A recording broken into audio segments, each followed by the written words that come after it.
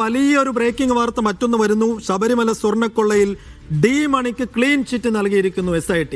ഇടക്കാലത്ത് ഈ കേസിന്റെ അന്വേഷണ ഗതിയിൽ ഉയർന്നു വന്ന പ്രധാനപ്പെട്ട പേരുകളിലൊന്നായിരുന്നു ഡി മണി എന്ന ഡയമണ്ട് മണി എന്ന് വെച്ചാൽ അവിടെ നിന്ന് ഈ പഞ്ചലോഹ വിഗ്രഹങ്ങളൊക്കെ കടത്തിയോ എന്ന സംശയം ഉയർന്നു. ആ വിഗ്രഹങ്ങൾ കടത്തിയതിന് പിന്നിൽ ഡി മണിയാണോ എന്ന സംശയം ഉയർന്നു. ഇനിയിപ്പോൾ ഈ സ്വർണം എവിടേക്ക് കൊണ്ടുപോയി എന്ന കാര്യത്തിൽ തന്നെ ഡി മണിക്ക് പങ്കുണ്ടോ എന്ന ചോദ്യം അടക്കം ഉയർന്നിരുന്നതാണ്. ഇപ്പോൾ ഡി മണിയെ വിശദമായി ചോദ്യം ചെയ്തതിന് ശേഷം ക്ലീൻ ചിറ്റ് നൽകിയിരിക്കുന്നു SIT. എന്ന് വെച്ചാൽ ഡി മണിക്ക് ഇനി പേടിക്കേണ്ടതില്ല.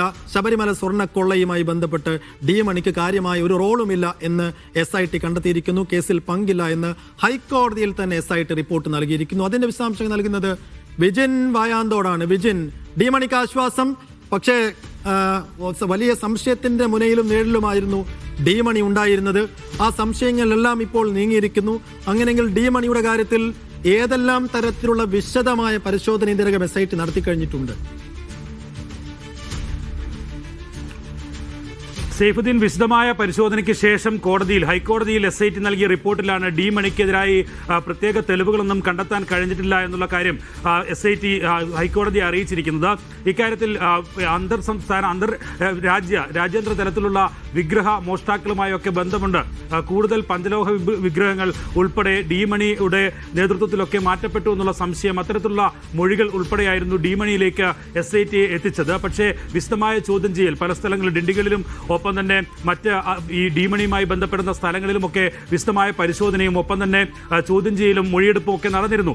അതിൻ്റെയൊക്കെ അടിസ്ഥാനത്തിൽ പ്രാഥമികമായി എന്തായാലും ഇപ്പോൾ ലഭിച്ചിരിക്കുന്ന വിവരങ്ങളുടെ അടിസ്ഥാനത്തിലാണ് ഹൈക്കോടതിയിൽ പ്രത്യേക അന്വേഷണ സംഘം ഇങ്ങനെയൊരു റിപ്പോർട്ട് സമർപ്പിച്ചിരിക്കുന്നത്. ഡി മണിക്ക് ഈ നിലവിൽ സ്വർണ്ണക്കൊള്ളയുമായോ ശബരിമലയിലെ സ്വർണം നഷ്ടപ്പെട്ടതുമായോ ഒരു ബന്ധവുമില്ല എന്നുള്ള കണ്ടെത്തലാണ് നിലവിൽ SITയുടെ ഭാഗത്തുനിന്ന് ഉണ്ടായിട്ടുള്ളത്. ഇതിൽ പ്രധാനമായും കാണേണ്ടത് രമേശ് ചെന്നിത്തല ഉന്നയിച്ച ആരോപണങ്ങൾ, അതുമായി ബന്ധപ്പെട്ട് അദ്ദേഹം നൽകിയ മൊഴി, അതിനെ തുടർന്ന് വ്യവസായിയിൽ നിന്നെടുത്ത മൊഴി, അതിനുശേഷമാണ് ഡി മണിയിലേക്ക് SIT അന്വേഷണം എത്തുന്നത്. ആ വ്യവസായിയാണ് ഡി മണിയുടെ പേര് പ്രത്യേക അന്വേഷണ സംഘത്തോട് പറഞ്ഞത്. ആ വ്യവസായി പറഞ്ഞതിന്റെ അടിസ്ഥാനത്തിലാണ് ഡി മണിയിലേക്ക് അന്വേഷണം എത്തുകയും അത് തമിഴ്നാട്ടിലേക്കും കർണാടകത്തിലേക്കും ഒക്കെ വ്യാപിപ്പിക്കുകയും ഒക്കെ ചെയ്തത്. അങ്ങനെ വിശദമായ മൊഴി, ഇയാൾ കേരളവുമായി എന്താണ് ഇയാൾക്കുള്ള ബന്ധം, ഒപ്പം തന്നെ ശബരിമലയുമായി ഏതെങ്കിലും തരത്തിലുള്ള ഇടപാടുകൾ, ഒപ്പം ഈ ഉണ്ണികൃഷ്ണൻ പോറ്റിയുമായോ അല്ലെങ്കിൽ സ്വർണ്ണക്കൊള്ളയിൽ ഇടപെട്ട ആളുകളുമായോ ഒക്കെ ഏതെങ്കിലും തരത്തിലുള്ള ബന്ധമുണ്ടോ എന്ന കാര്യം ഉൾപ്പെടെയാണ് പ്രത്യേക അന്വേഷണ സംഘം അന്വേഷിച്ചത്. അതിൽ നിന്നാണ് നിലവിൽ അദ്ദേഹത്തിന് പങ്കില്ല എന്നുള്ള കണ്ടെത്തലിലേക്ക് SIT എത്തിച്ചേർന്നിരിക്കുന്നത്. അതായത് നിലവിൽ സ്വർണ്ണക്കൊള്ളയുമായി ബന്ധപ്പെട്ട് ഉയർന്ന ആരോപണങ്ങളിലോ ഒപ്പം തന്നെ പിന്നീട് പുറത്തു വന്ന പഞ്ചലോഹ വിഗ്രഹങ്ങൾ ഉൾപ്പെടെ പുറത്തുപോയി എന്നതുമായി ബന്ധപ്പെട്ട ആരോപണങ്ങൾ, അത്തരം സംശയങ്ങൾ ഉൾപ്പെടെ ഉള്ള കാര്യങ്ങളിൽ നിലവിൽ ഡി മണിക്ക് യാതൊരു ബന്ധവുമില്ല. അങ്ങനെയുള്ള മൊഴിക്ക് സ്ഥിരീകരിക്കുന്ന നിലയിലുള്ള ഒരു തരത്തിലുള്ള തെളിവുകളും കണ്ടെത്താൻ നിലവിൽ കഴിഞ്ഞിട്ടില്ല എന്നുള്ളതാണ് SIT എന്തായാലും നിലവിൽ ഇപ്പോൾ നൽകിയിരിക്കുന്ന മൊഴി. ഈ രാജ്യാന്തര തലത്തിലുള്ള പറഞ്ഞതുപോലെ തന്നെ ആഭ്യന്തരമന്ത്രി രമേശ് ചെന്നിത്തലയും ഒരു വിദേശ വ്യവസായം നൽകിയ വെളിപ്പെടുത്തലുകളുടെ അടിസ്ഥാനത്തിലാണ് ഡി മണിയിലേക്ക് SIT പോയിരുന്നത്. ദിണ്ടിഗൽ ബാലമുരുകനാണോ ഡി മണി എന്ന സംശയത്തെ തുടർന്ന് മാധ്യമങ്ങളൊക്കെ വാർത്ത നൽകുകയും ചെയ്തിരുന്നു. നേരത്തെ പരാമർശിക്കപ്പെട്ട ബാലമുരുകനാണ് മണി എന്നതടക്കമുള്ള വിവരങ്ങൾ പുറത്തു വന്നിരുന്നു. ആ ഏരിയയിൽ വലിയ വിശദമായ അന്വേഷണം SIT നടത്തിയതുമാണ്.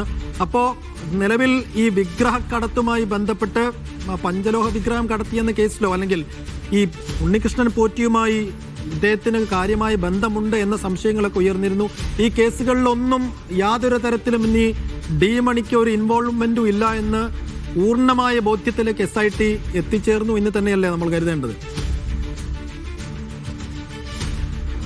തീർച്ചയായും സൈഫുദ്ദീൻ, അങ്ങനെ തന്നെയാണ്. അതായത് ഈ ശബരിമല സ്വർണ്ണക്കൊള്ളയുമായി ബന്ധപ്പെട്ട് യാതൊരു തരത്തിലുള്ള ബന്ധവും നിലവിൽ ഡി മണിക്ക് ഇല്ല എന്നുള്ള കണ്ടെത്തൽ തന്നെയാണ് നിലവിൽ എന്തായാലും ഇപ്പോൾ പ്രത്യേക അന്വേഷണ സംഘം നടത്തിയിരിക്കുന്നത്. അതാണ് ഹൈക്കോടതിയുടെ നിർദ്ദേശപ്രകാരം ഹൈക്കോടതി മേൽനോട്ടത്തിൽ നടക്കുന്ന അന്വേഷണമാണ്. ആ ഹൈക്കോടതിയിൽ തന്നെ നൽകിയിരിക്കുന്ന റിപ്പോർട്ടിലാണ് പ്രത്യേക അന്വേഷണ സംഘം ഇക്കാര്യം വ്യക്തമാക്കുന്നത്. ഡി മണിക്ക് ഈ സ്വർണ്ണക്കൊള്ളയുമായി ബന്ധപ്പെട്ട ഒരു തരത്തിലുള്ള ബന്ധവുമില്ല. നേരത്തെ ഈ മറ്റ് പ്രതികൾ, അതായത്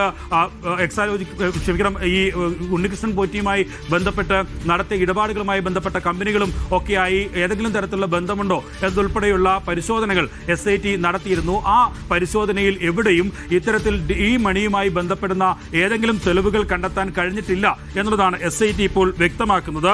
നേരത്തെ സൈഫുദ്ദീൻ സൂചിപ്പിച്ചതുപോലെ ഈ ഡി മണിയുടെ പങ്കിലേക്ക് ഉൾപ്പെടെ എത്തിയതിന് കാരണം അത് രമേശ് ചെന്നിത്തല ഉന്നയിച്ച ആരോപണങ്ങളും അദ്ദേഹം നൽകിയ മൊഴിയുമാണ്. അദ്ദേഹത്തോട് ഒരു വ്യവസായി ഇത്തരത്തിൽ ഡി മണിക്ക് ഇങ്ങനെയൊരു അന്തർ സംസ്ഥാന ഒപ്പം തന്നെ രാജ്യാന്തര തലത്തിൽ ഒക്കെയുള്ള ഈ സ്വർണ്ണക്കടത്തും ഒപ്പം തന്നെ വിഗ്രഹക്കടത്തും ഒക്കെയായി ബന്ധപ്പെടുന്ന സംഘവുമായി സ്വർണ്ണക്കടത്ത് ബന്ധമുണ്ട് എന്നുള്ള തരത്തിൽ ആയിരുന്നു രമേശ് ചെന്നിത്തലയോട് ഈ വ്യവസായി മൊഴി നൽകിയത് പറഞ്ഞത്. അതിന്റെ അടിസ്ഥാനത്തിൽ വ്യവസായി പ്രത്യേക അന്വേഷണ സംഘത്തിന് മൊഴി നൽകുകയും ചെയ്തിട്ടുണ്ടായിരുന്നു. ആ മൊഴിയിലാണ് ഇക്കാര്യത്തിൽ ഡി മണി എന്ന ഒരാൾക്കാണ് ഈ സ്വർണ്ണക്കടത്തുമായി ബന്ധപ്പെട്ട പങ്കുള്ളത്. ഒപ്പം തന്നെ കൂടുതൽ ഏകദേശം 4ഓളം വരുന്ന പഞ്ചലോഹ വിഗ്രഹങ്ങൾ അത് ശബരിമലയിൽ നിന്ന് കടത്തിയിട്ടുണ്ട്. കൂടുതൽ സ്വർണം ശബരിമലയിൽ നിന്നും കടത്തിയിട്ടുണ്ട്. അത് ഇത്തരത്തിൽ രാജ്യാന്തര തലത്തിലുള്ള വിഗ്രഹ മോഷ്ടാക്കളും ഒപ്പം തന്നെ വിഗ്രഹ ഇടപാടുകൾ നടത്തുന്ന സംഘങ്ങളുമായ ആണ് ഈ ബന്ധപ്പെട്ടാണ് അത് കടത്തിയിരിക്കുന്നത് എന്നുള്ള മൊഴി നൽകിയത്. ആ വ്യവസായി നൽകിയ മൊഴിയാണ്. ആ വ്യവസായി ആരാണ് എന്ന് നമുക്കിപ്പോൾ അറിയില്ല. ഈ SIT രഹസ്യമായി മൊഴി രേഖപ്പെടുത്തിയാണ് അദ്ദേഹം പറഞ്ഞതാണ് ഇത്തരത്തിൽ ഈ ബെല്ലാരി ഉൾപ്പെടെയുള്ള സ്ഥലങ്ങളിൽ ഡിഡിഗഡിൽ ഉൾപ്പെടെയുള്ള സ്ഥലങ്ങളിൽ വ്യവസായം നടത്തുന്ന നിലവിൽ നേരത്തെ ഓട്ടോ ഡ്രൈവറൊക്കെയായി പ്രവർത്തിച്ച പെട്ടെന്ന് വളർന്ന വലിയ മുതലാളിയായി വ്യവസായി ആയൊക്കെ വളർന്നു വന്ന ഒരാൾക്ക് ഇക്കാര്യത്തിൽ ബന്ധമുണ്ട്. അതാണ് ഡി മണി എന്ന പേരിലേക്ക് എത്താനുള്ള കാരണം. ആ ഡി മണിക്ക് നിലവിൽ അത്തരത്തിലുള്ളൊരു ഇടപാടുമായി ബന്ധമില്ല എന്നുള്ള കണ്ടെത്തലാണ് നിലവിൽ നടത്തിയിട്ടുള്ളത്. ഡിണ്ടിഗഡിലും ഒപ്പം തന്നെ തമിഴ്നാട്ടിലെയും കർണാടകയിലെയും വിവിധ സ്ഥലങ്ങളിൽ ഇതുമായി ബന്ധപ്പെട്ട് SIT പരിശോധന നടത്തിയിരുന്നു. ഒരു ഭാഗത്ത് ശബരിമല സ്വർണ്ണക്കള്ള അത് ഈ പീഠവും ഒപ്പം തന്നെ പാളിയും ഒക്കെയായി ബന്ധപ്പെട്ട സ്വർണം ഉരുക്കി വേർതിരിച്ചതുമായി ബന്ധപ്പെട്ടും ചെന്നിത്തലയുടെ ആരോപണത്തിന്റെ അടിസ്ഥാനത്തിലാണല്ലോ ഡി മണിയിലേക്കും ദിണ്ടിഗലിലേക്കും ഒക്കെ SIT പോയത്. അപ്പോൾ ഡി മണിക്ക് പൂർണ്ണമായും ഡി മണിക്ക് ഇതിനകത്ത് ഒരു ഇൻവോൾവ്മെന്റും ഇല്ല എന്ന കണ്ടെത്തൽ ഫൈൻഡിങ്സിലേക്ക് SIT എത്തുമ്പോൾ ചെന്നിത്തലയുടെ പരാതിയുടെ ഭാവി ഇനി എന്താണ്? അങ്ങനെയെങ്കിൽ അതൊരു അടിസ്ഥാനമില്ലാത്ത ആരോപണമാണ്, അതിന്റെ പിറകെ പോകണ്ട എന്നൊരവസ്ഥയിലേക്ക് എത്തുമോ SIT?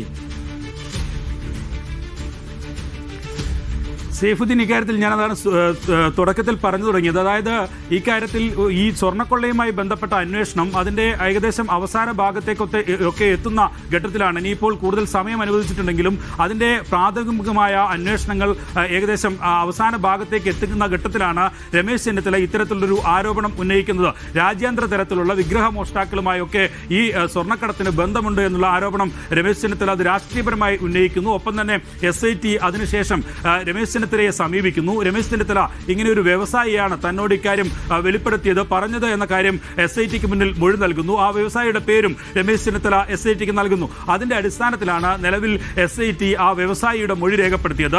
അതിൽ നിന്നാണ് ഈ ഡി മണിയിലേക്ക് കാര്യങ്ങൾ എത്തുന്നത്. വിശദമായ പരിശോധന, സമയമെടുത്തുള്ള പരിശോധന SITക്ക് ഇക്കാര്യത്തിൽ നടത്തേണ്ടി വന്നു. അങ്ങനെ സമയമെടുത്തുള്ള പരിശോധന നടത്തുകയും പ്രാഥമികമായ എല്ലാ തരത്തിലുള്ള തെളിവുകളും, അതായത് 2 തവണ മാത്രമാണ് ഡി മണി കേരളത്തിൽ എത്തിയത് എന്നുള്ള വിവരമാണ് നിലവിൽ SITക്ക് ലഭിച്ചിട്ടുള്ളത്. അത് ഫോൺ രേഖകൾ, ഒപ്പം തന്നെ സൈബർ ഇടങ്ങളിലെ മറ്റ് രേഖകൾ, അങ്ങനെയുള്ള എല്ലാ രേഖകളും പരിശോധിച്ചതിൽ നിന്നാണ് ഈ 2 തവണ മാത്രമാണ് കേരളത്തിലേക്ക് ഡി മണി എത്തിയിട്ടുള്ളത്. അത് ഒന്ന് അച്ഛന്റെ ഈ ശേഷക്രിയ മരണാനന്തര ക്രിയയുമായി ബന്ധപ്പെട്ട ഒരു ആവശ്യത്തിനായി തിരുവല്ലം ക്ഷേത്രത്തിൽ എത്തിയതാണ്, മറ്റൊന്നൊരു ക്ഷേത്ര ദർശനത്തിന് എത്തിയതാണ് എന്നുള്ള കണ്ടെത്തലാണ് നിലവിൽ നടത്തിയിട്ടുള്ളത്. അതിനപ്പുറം ഏതെങ്കിലും ക്ഷേത്രവുമായി ബന്ധപ്പെട്ട ഒരു ഇടപാടും നിലവിൽ ഡി മണിക്ക് ഉണ്ടായിട്ടില്ല. പ്രത്യേകിച്ച് ശബരിമലയുമായി ബന്ധപ്പെട്ട ഒരു ഇടപാടും ഉണ്ടായിട്ടില്ല എന്ന കണ്ടെത്തൽ നിലവിൽ ഇപ്പോൾ SIT നടത്തിയിരിക്കുന്നു. അങ്ങനെയെങ്കിൽ രമേശ് ചെന്നിത്തലയുടേത് ഈ ഘട്ടത്തിൽ ഒരു രാഷ്ട്രീയ ആരോപണം മാത്രമാണ്, ഏതോ ഒരു വ്യവസായി പറഞ്ഞതുമായി ബന്ധപ്പെട്ട് ഉയർന്ന ആരോപണം മാത്രമാണ് എന്നതിലേക്ക് അത് ഒതുങ്ങാനാണ് സാധ്യത. ഇനി അങ്ങനെ ഒരു അതിൽ തുടർ അന്വേഷണത്തിലേക്കോ ദിണ്ടിഗൽ മണി ക്രിസ്റ്റൽ ക്ലിയർ ആണ്. അദ്ദേഹത്തിന് ഈ ശബരിമല സ്വർണ്ണക്കൊള്ളയുമായി ബന്ധപ്പെട്ട് യാതൊരു പങ്കുമില്ല.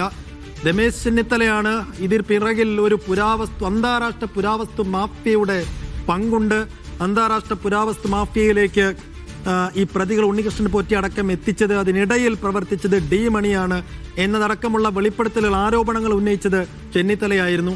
ആ ആരോപണത്തിന് പിന്നാലെയാണ് ദിണ്ടിഗൽ വരെ SIT പോയതും ഇത്രയും നാളെടുത്ത് അന്വേഷണം നടത്തിയതും. പക്ഷെ ഒന്നും കണ്ടെത്താൻ കഴിഞ്ഞിട്ടില്ല.